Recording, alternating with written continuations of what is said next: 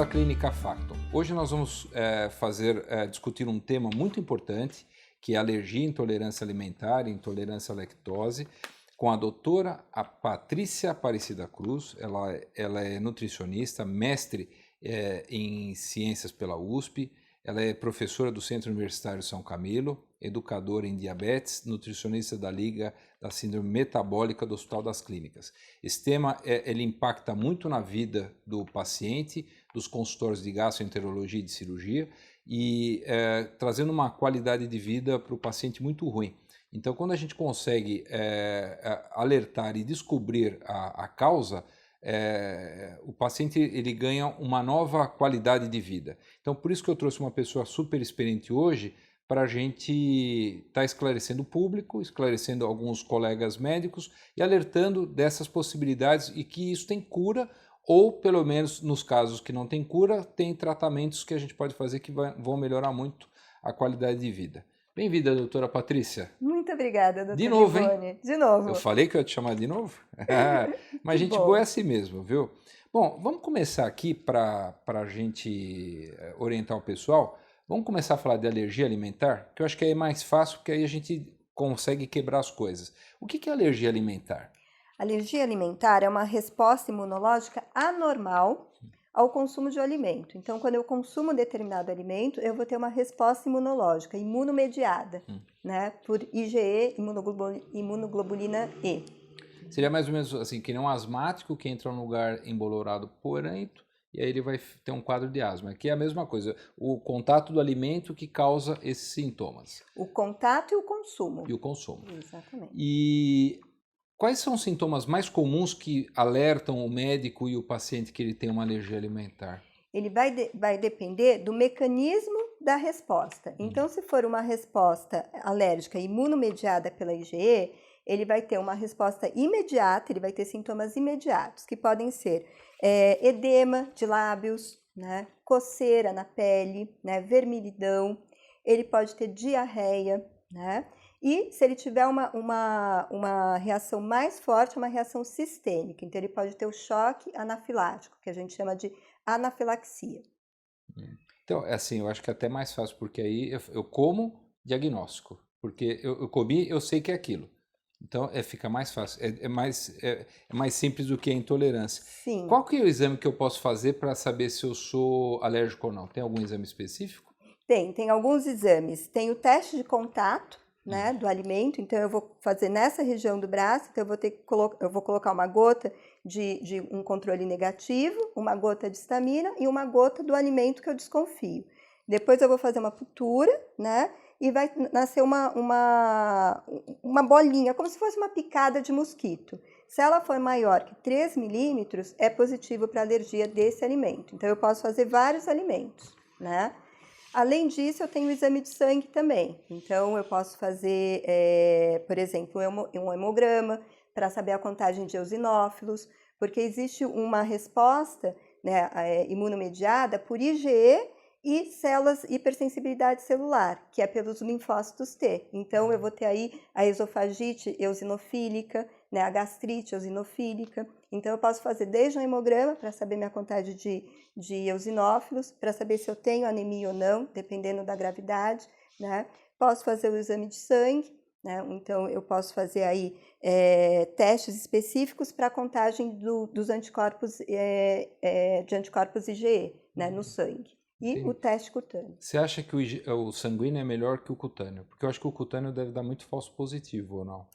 Então, o cutâneo, você expõe o paciente a um risco maior. Então, é melhor que você faça o bioquímico. Por exemplo, se a gente vai falando de uma criança, se eu estou falando que a alergia pode ser ao contato, então a gente está colocando esse alimento no contato, né? Em contato com o paciente. Então, pode já ter uma reação ali que pode ser sistêmica, uma reação grave. Então, é melhor que faça o bioquímico. É melhor mesmo, né? Eu tenho pedido mais o sanguíneo. E aí, uma coisa assim, a gente tem visto aumentado, né? Aumentando alguns casos, por exemplo, a gente faz endoscopia, aquelas esofagites eosinofílicas, como você falou. Outra coisa que a gente faz também de diagnóstico é a biópsia duodenal, né? Para doença celíaca, que ali é meio que patognomônico o resultado de alergia, né? Sim. É um exame interessante para quem tem suspeita, né? Que são exames diferenciais, né? Para fechar o diagnóstico. Fechar o diagnóstico. Como é que é o tratamento para um doente alérgico? Diagnosticou alergia, a gente vai fazer Acabou. exclusão, exatamente, Tá. exclusão total desse alimento alergênico, né? Então ele não vai conseguir comer O esse resto da alimento o vida. resto da vida. Então lembrando que os principais alimentos com resposta alergênica, trigo, né? Leite, ovos, soja, amendoim, né? Ovos, então esses são os principais. Teve resposta, né? Imunomediada, a gente tem que fazer a exclusão. Entendi. E é ruim porque quando vai viajar, quando vai em algum hotel, alguma coisa, tem que determinar, avisar, ou num restaurante, para que não se use esse tipo de produto para não ter nenhuma reação mais grave. Eu já cansei de ver isso, né? Às vezes a pessoa está comendo, passa mal, fecha a glote, como você falou, e a pessoa tem que andar, às vezes, até com aquele adrenalina, até para poder não ter problemas mais sérios respiratórios, né? Exatamente, principalmente em criança. Eu tenho um paciente que ele tem alergia ao trigo, né? E ele faz as refeições na casa da avó, porque na casa dele tinha que primeiro fazer a refeição dele, preparar a refeição para depois cozinhar o resto da casa, né? Para o resto da casa, porque ele não podia tocar. Então agora ele almoça e janta, faz todas as refeições na casa da avó. E a avó come a comida que ele pode. Ah, entendi. Né, para não ter contaminação cruzada. Ah, olha, bacana.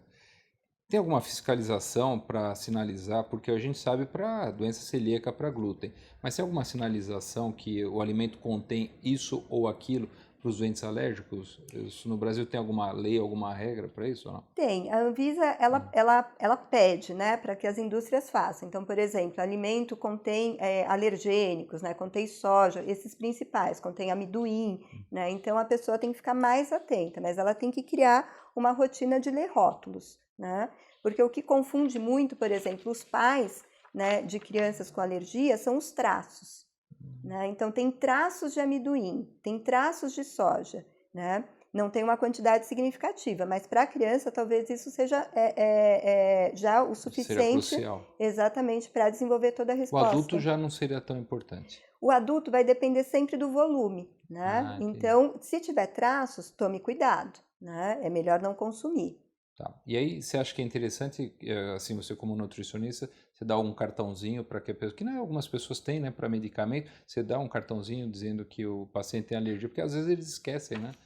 Eles esquecem, então dá um cartãozinho, né? Então, se vai, por exemplo, uma criança que vai dormir na casa do amiguinho, daí eu oriento que os pais liguem para os pais e falem, olha, meu filho é assim, né? Então, para que não tenha contaminação. Eu tenho um outro caso de uma mãe que a gente ligou, né, para a casa do amiguinho, ligou, explicou, e ela comprou massa de pastel para o filho, né, com trigo, né, com glúten, e para o amiguinho sem. Só que ela fritou no Ela mesmo misturou. óleo. Exatamente. Foi Tá uma bom. reação sistêmica super grave.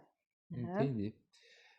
Bom, deu para entender. Alergia não tem jeito, é pro resto da vida, não pode ter contato com o alimento, vou viajar, cartãozinho, olhar rótulo e tomar esses cuidados, porque senão os sintomas vêm, é uma coisa até simples. Agora aí que nós vamos entrar um negócio complexo, que aí tem muitas, né, gente que discute. O que é intolerância alimentar? A intolerância alimentar é uma deficiência das enzimas capazes de fazer a digestão, né, de determinado alimento. Então, por exemplo, vou usar a lactose. Então, eu tenho uma deficiência da lactase e eu não consigo fazer a digestão da lactose. Eu não tenho uma resposta imune, né? Não tenho nenhuma resposta imunomediada pela IgE. Uhum. Entendi. E aí, quer dizer, esse alimento vai chegar grande lá no tubo digestivo, ele vai forçar as barreiras para poder ser absorvido, vai gerar um processo inflamatório, não alérgico, mas inflamatório, e aí vai dar alteração da flora e vai dar desbiose. Bom, e por que o sintoma é diferente? É assim, porque como demora 3, 4 dias para se eu começo a comer isso, diferente da alergia, falar, eu comi isso aqui, ó, tomei leite, passei mal. Na intolerância é diferente. Aí eu como, eu demoro mais tempinho para... Aí como é difícil fazer o diagnóstico? E aí como é que eu faço o diagnóstico? Então vai alguém lá e fala, estou distendendo a barriga, ou eu estou tendo diarreia, e aí você tem que tentar descobrir quais são os alimentos que ele come todos os dias. Como é que você faz a triagem disso? A gente pode primeiro fazer uma exclusão. O paciente, no geral, ele fala, olha, quando eu consumo leite, quando eu consumo pão, eu tenho estufamento, flatulência, azia. Então, a gente, num primeiro momento, pode excluir esse alimento e cruzar com a melhora, né? Então, eu melhorei bastante, já não tenho uma fadiga extrema, já não tenho mais cefaleia, né? Melhorei.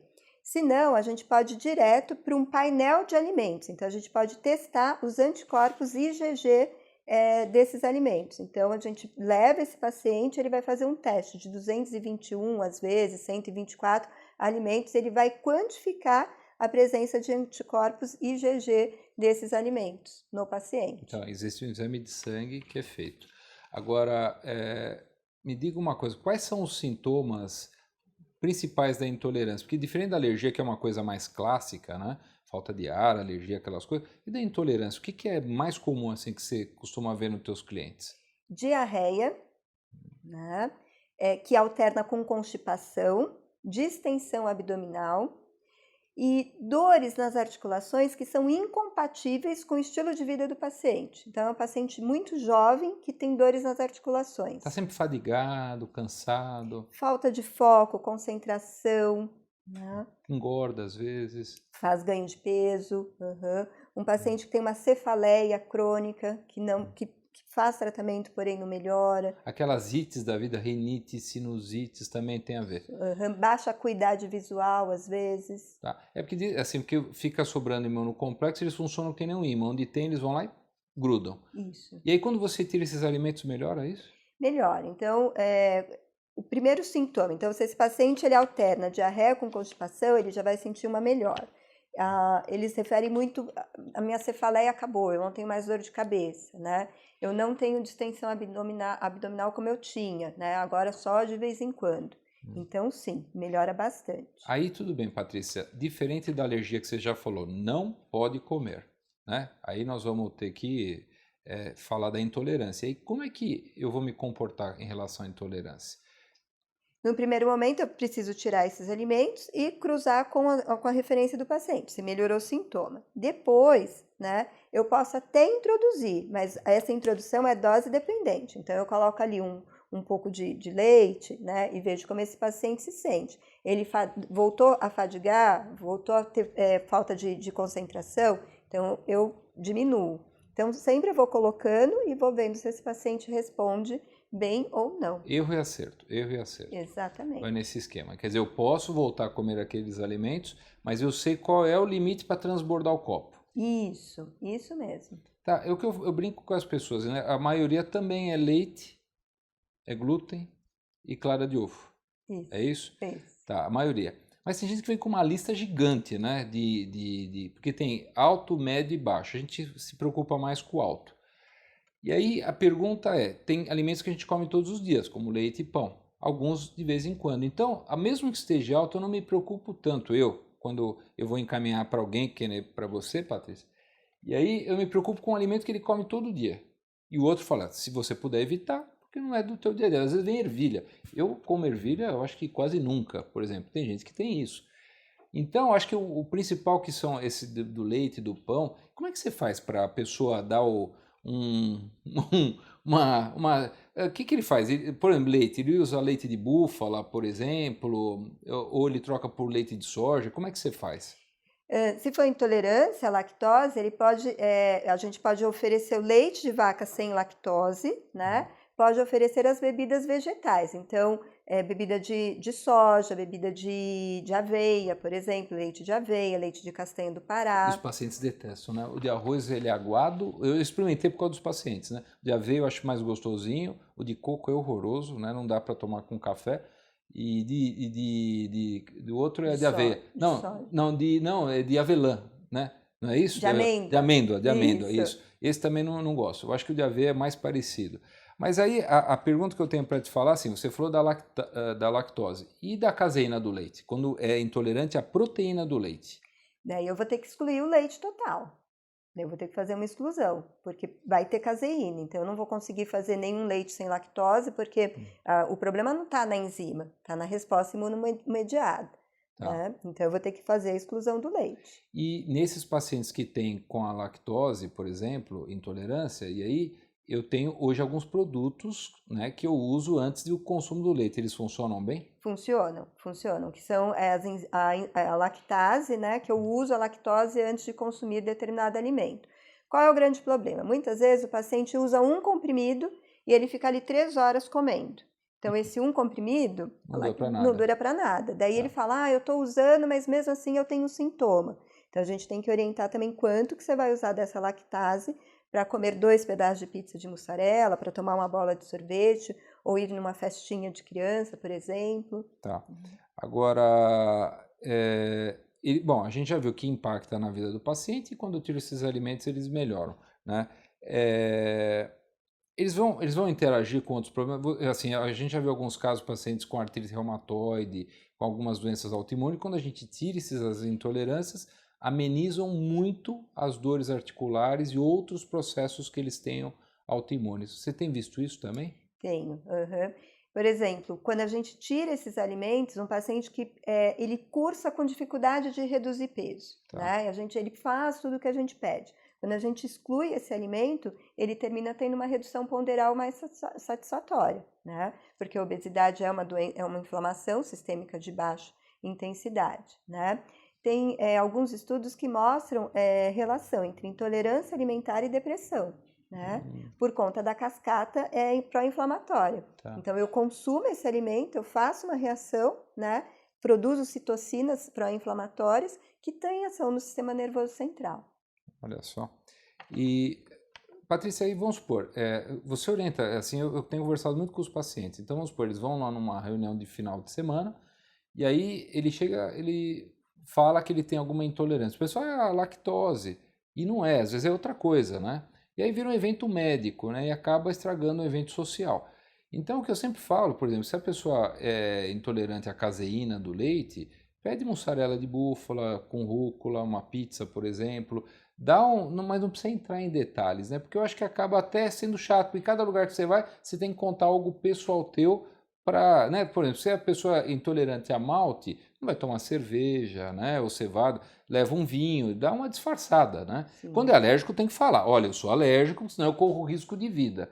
Mas para o intolerante ter uma noite agradável e não ter o dia seguinte ruim, eu acho que dá para contornar isso. Você tem orientado isso também, assim, do ponto de vista de não ficar falando muito? Porque aí cada um dá um palpite, aí coloca rabo de taturana, olho de peixe, tratamentos assim múltiplos, né? E aí fica uma loucura, né? Vira um mar de ninguém, né? Sim, eu tenho orientado, e mesmo porque tem muitas, no meio ali que esse paciente vive, muitas pessoas acham que não é nada, né? Que essa intolerância não é nada, dorme que passa, né? Faz alguma coisa, tira férias que melhora, né? Acho que é psicológico. Acha que é psicológico, né? Entendi. E aí, deixa eu te perguntar uma coisa. Você falou de lactose, né? E aí, quais são os exames hoje que eu posso fazer para fazer o diagnóstico de intolerância? Porque tem a curva, né, que a gente dá lá 100 gramas, né, de lactose, e aí a gente faz a coleta do exame de sangue para ver se aumenta ou não, se passar de 20, né, a diferença, você está absorvendo, se não alterar é porque você tem intolerância, mas tem os testes genéticos que são caríssimos, né? Como é que você tem orientado os teus pacientes? Pode fazer também, além do teste genético, além da curva, né, a gente pode fazer um teste respiratório, né, que o que é isso? É a produção de gases, né, da bactéria. Então, a bactéria fermenta os açúcares e vai produzir gases. Um dos gases é o hidrogênio. Tá? Então, quando esse paciente respira, tem hidrogênio presente na respiração dele. Se tiver a presença de hidrogênio, é positivo para a intolerância. Né? É um exame com custo mais baixo do que os testes genéticos e a gente pode fazer a junção, curva mais teste respiratório ou somente o teste. Posso te esticar mais um pouco ou não? Pode. O professor é isso aí. Então, vamos lá. Então, se eu nasci sem a lactase, bebê, eu morro. Sim, nascimento congênito, tá. Não tem atividade nenhuma. Tem bebês que, quando param de mamar, cai a lactase. Sim. Sim? Aí eles têm isso desde a infância. Aí apareceu uma pessoa com 50 anos de idade e aí ficou intolerante à lactose. O que é isso?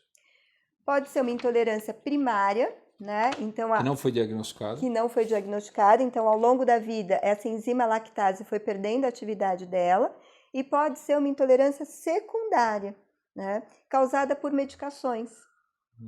Então, uso indeterminado de corticoides, de anti-inflamatórios, porque o paciente precisou ali, né? Então, ele pode perder a ação da enzima por isso, né? E pode ser secundária, por exemplo, uma retocolite, uma doença de Crohn, uma parasitose, por exemplo. Então, aí eu tenho uma desbiose, eu tenho uma alteração da flora e aí quando eu como isso vai aparecer que é uma intolerância à lactose e na verdade eu tenho um outro problema primário. E aí você tem que investigar até afastar tumores, afastar essas coisas, que a gente tem feito isso, né? Você tem orientado, por exemplo, para fazer descarte, por exemplo?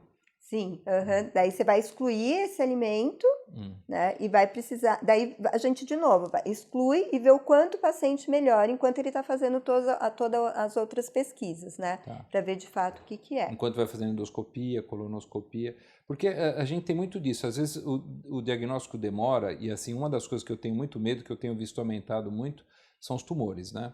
Então, mesmo em paciente jovem, tumores agressivos, até tumores de intestino delgado, a gente está vendo aumentar a incidência muito agora. E aí o que a gente tem, não pode só se nortear por intolerâncias, né? Eu acho que tem que fazer, porque todo mundo fala, o custo é muito caro, mas eu acho que esse doente tem que ser visto como um todo, né? E analisado, não só ficar especificamente, eu acho que eu tenho isso e vai nessa linha. Eu acho que tem que abrir o leque para esses doentes, porque eles acabam indo em diversos médicos, diversas nutricionistas, e ninguém resolve o problema deles, né? Então, eu acho que quando você tem um leque aberto, você consegue selecionar mais, né? Eu, por exemplo, quando mando para você, eu já mando já com tudo pronto, né? E aí eu faço endoscopia, colonoscopia, eu tento afastar o máximo possível de doença primária, né? Seja tumor ou doença inflamatória, e aí eu peço os testes de alergia, uma vez detectado, aí eu deixo para você conduzir isso daí. Então, e se, por exemplo, um doente estiver tendo acima de 50 anos, por exemplo, está emagrecendo, está com mudança do hábito intestinal, a gente tem que afastar sempre quadro tumoral, né? Isso que é uma coisa importante, né? Sim, né?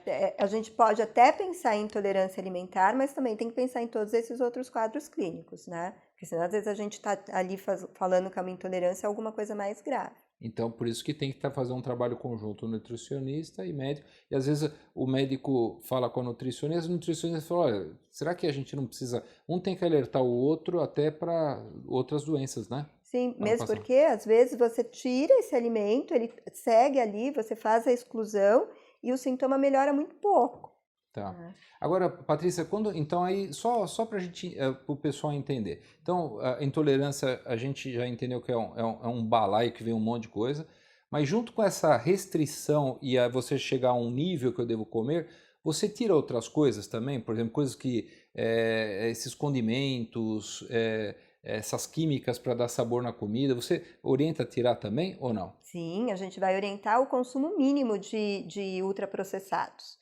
Então, se puder fazer... Não é só tirar a intolerância, é um negócio completo. Sim, ele tem que melhorar o hábito dele como um todo. Então, se ele não bebe água, ele vai precisar beber mais água. Parar de mastigar chicletes. Exatamente. Água com gás. Isso, vai precisar colocar mais frutas, né? Seria uma pessoa que tem um consumo elevado de gordura saturada, a gente vai precisar diminuir a gordura saturada, colocar mais peixes, mais frango, por exemplo, né? Vai aumentar a fibra, se ele alterna diarreia com constipação, a gente vai aumentar o consumo de fibras, então é uma melhora total. Diminuir alimentos que dão mais gás, como feijão, repolho, essas coisas, vocês também orientam isso também? Daí a gente pode seguir aquela orientação do FODMAPs, né? Então tirar as frutas, as frutas fermentativas, então pêssego, damasco seco, tâmara, né? Repolho, brócolis, e daí depois a gente vai fazendo a introdução.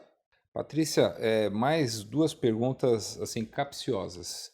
Então, a primeira dela, então aquelas coisas de rafinoses. Então, por exemplo, a gente faz tudo isso e às vezes o paciente não consegue, porque a gente não consegue deglutir algumas fibras vegetais que os animais deglutem, né?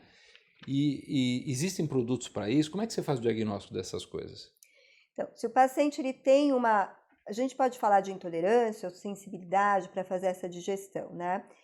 O primeiro passo é colocar probióticos. Mas você usa aquelas enzimas que ajudam a digerir essas fibras? Não uso, não costumo usar. Eu usava também, parei de usar, porque eu vi que não funcionava. Exatamente. Tá. Eu achei que não ia muito bem. Mas aí você bota mais água quando come mais fibra. Isso. Tá. E às vezes essa inabilidade da digestão é falta do hábito, porque essa fibra vai fermentar mesmo. Então a gente vai aumentando gradual até que ele tenha um consumo que fique confortável. Mastiga, Isso. aguinha, e legume e verdura cozida é melhor que folha crua. Nesse caso, sim. Para esses casos é legal. Sim. Tá. Outra pergunta, então você já me respondeu. Segunda, síndrome de intestino irritável. Muitas delas estão neste balaio e não foi diagnosticado? Pode Te ser. peguei agora. Tá. Exatamente. A síndrome do intestino irritável, às vezes penso que é um sintoma da intolerância alimentar, porém, sim, com os estudos, na minha prática, eu acho que ela é uma intolerância alimentar. Eu penso igualzinho. Você responde tudo o que eu queria. Né? Eu acho que a gente coloca uma síndrome porque a gente não sabe a causa. Sabe, né? Tem vários estudos, a gente não vai entrar em detalhes aqui. Mas eu acho que tem uma das causas. Eu acho que é alergia e intolerância alimentar. A gente viu que aumentou muito por causa do que você falou, ultraprocessado, química, esses produtos que a gente tá comendo. A gente está comendo pouca coisa orgânica e a gente está comendo muita química. Aí, Patrícia, tudo bem. Aí eu tenho intolerância, então você já me explicou. Então eu tiro aquele alimento, vou aumentando, ponho lactobacilos. Ponho probióticos. O resto da vida. Não, eu posso dar um descanso. Então eu posso colocar por 3 meses determinadas cepas, uma cepa, 2 cepas. O que são os probióticos? São micro-organismos vivos, né, que ajudam na digestão, na absorção, interferem na imunidade do paciente, melhora a imunidade. Então eu coloco probióticos. Eu posso colocar uma única cepa por 3 meses, eu posso colocar 2, 3 cepas, daí eu dou um descanso, volto com E aquela história que se eu probiótico. parar de dar o probiótico, cai o número de bactérias, né? Então por isso que tem pessoas que falam que tem que dar o resto da vida para que eu tenha porque os probióticos fazem parte da defesa do intestino. Eu tendo probióticos bons, eu vou evitar de ter inflamação intestinal, por exemplo, ou eu respondo melhor a uma agressão externa. Prebióticos, que é aquela fibrinha que vira comida para essas bactérias boas, você também dá? Dou. Então, o que são os prebióticos? São as partes que a gente não consegue digerir do alimento. Então, a inulina, por exemplo, presente na alcachofra. Então, eu também posso dar prebióticos e probióticos. Vale salientar que se esse paciente, né? Então, tudo isso é causado pela disbiose. Né? Então, se esse paciente ele tiver os fatores que causam disbiose reduzidos, então ele tiver uma ingestão do sono, do fator de estresse, o hábito alimentar melhorado, exatamente, volta ao normal. Ele volta ao normal. Então, não preciso ficar oferecendo esse probiótico o tempo inteiro. Ah, que bacana. Então, ótimo. Não, é porque eu acho assim interessante, porque o probiótico, assim, a gente fala que melhora tudo, melhora a candidíase vaginal, né, melhora a imunidade, um monte de coisa. A gente percebe que quando os pacientes voltam aqui, o paciente remoça, né, ele fala, nossa, eu estou outra pessoa, porque eu acordo bem, não estou cansado, estou fazendo exercício. Então, legal. E assim, você põe alguma coisa, glutamina, alguma coisa a mais para esses pacientes ou não? Posso colocar, quando descartado todas as doenças, né? A glutamina é um aminoácido que nutre exatamente a célula do intestino, o enterócito. Então, às vezes, esse paciente está muito inflamado. Então, a gente oferece a glutamina, né, por um tempo, aí 3 meses. Esse enterócito, a célula do intestino remoça, né? E esse paciente passa a ter uma digestão, uma absorção muito boa dos alimentos. Então, ele vai chegar cheio de energia, de vontade de fazer as coisas. E aí ele passa com você, ele acompanha com você quanto tempo, mais ou menos? Depende do quanto ele consegue fazer essa modificação, né? Então, se ele modifica mais rápido, ele vai ficar ali uns 6 meses comigo. Tem paciente que não consegue. Ele sabe que ele vai passar mal, mas ele termina comendo. Então, até uma frase que eu uso no consultório. Você vai comer, mas você vai precisar bancar o sintoma. Não aprende pelo amor, pela dor. Exatamente. Agora, Patrícia, para finalizar, que eu acho que foi super bacana, o tema é muito complexo, a gente ficaria horas conversando. Então, de repente, eu sou intolerante à ovoalbumina. Alérgico não pode, nem tomar vacina, que tem muita vacina que usa a proteína do ovo. Então, alérgicos não podem tomar alguns tipos de vacina, o pediatra pode orientar. Mas algumas pessoas são intolerantes e tomam a vacina e falam, nossa, eu estou mais quebrado, estou mais cansado. Na verdade, não é vacina, né? É o efeito do IgG sobre aquilo lá. O que você orienta? Eles devem tomar vacina, não devem tomar vacina? Ou você fala, se você tomar vacina, você diminui o máximo possível de produtos de produtos que tenham ovos, clara de ovo. Como é que você faz isso? A gente pode planejar a data da vacina, né? Ah, legal. E daí a gente diminui os estímulos nessa semana. Sei lá, eu vou tomar vacina no sábado, então essa semana eu não vou ter estímulo nenhum da albumina, né? Então eu vou deixar esse paciente um pouquinho mais em repouso, vou deixar o intestino mais repousado para que ele possa fazer essa vacinação. Bacana. Bom, então eu acho que assim, já deu uma pincelada boa, eu acho que todo mundo, né, conseguiu entender bem. Você tem mais alguma coisa que você gostaria de falar? Porque nós falamos de temas bastante amplos, né? E é bastante discutível no meio acadêmico, né? Até esses testes de intolerância alimentar tem pano para manga para a gente discutir, né? Mas você tem alguma coisa a mais para falar ou não? Eu acho que as alergias, elas estão crescendo muito, né? Então, assim, dependendo do teste, elas estão presentes em 80% da população, né? E isso eu acho que a gente consegue prevenir com uma escolha alimentar mais adequada, né? Então, fazendo mais comida, preparando, só consumindo, por exemplo, não os ultraprocessados, mas basicamente os processados, os alimentos in natura, né? Mastigando melhor o alimento, tendo horário para refeição, tendo horário para descanso, né? Eu acho que alimentação não é só o que você come, mas como você come, né? Se a gente conseguir fazer isso, a gente vai conseguir prevenir. Então, quer dizer, não é só tirar o alimento, tem todo um conjunto. Bom, Patrícia, obrigado mais uma vez, super show a aula, né? Professor é fogo, te agradeço por ter vindo aqui com a gente. Obrigado, viu? Eu que agradeço, muito obrigada, é sempre bom estar aqui com você. Um abraço.